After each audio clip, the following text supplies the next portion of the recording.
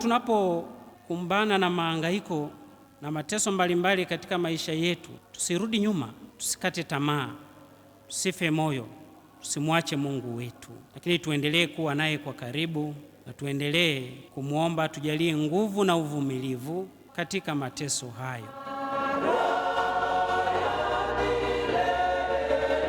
Historia ya nchi yetu haitasahau mchango wake katika kuhamasisha elimu kwa Watanzania na Wanakondoa. Alikuwa na mchango wa pekee katika kutambua kwamba elimu ni ufunguo wa maisha ya binadamu, na alifanya hivi kwa vitendo katika kuhakikisha vijana wetu wanapata elimu.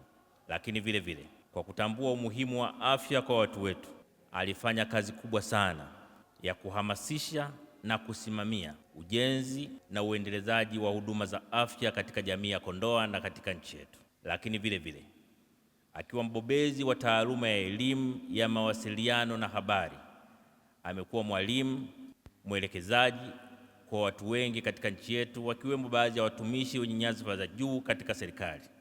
Hakuna mtu ambaye amepata kuwa mwanafunzi wake ambaye hatamkumbuka kwa weledi wake na uwezo wake mkubwa, lakini hamu yake kubwa ya kusambaza elimu aliyonayo kwa wengine.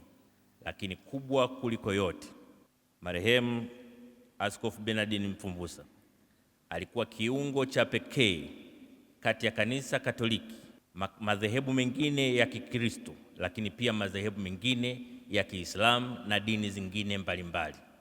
Anakumbukwa kwa kutaka dini zote zifanye kazi kwa kuheshimiana, kwa kushirikiana na kwa kupendana. Kwa kifupi, Askofu Bernardin Mfumbusa atakumbukwa kwa kutimiza wajibu wake kwa binadamu, kwa kutambua tunayo maisha tunayoishi leo, lakini vile vile kutimiza wajibu wake kwa Mungu kwa kutuongoza katika njia ya kutuelekeza katika uzima wa milele.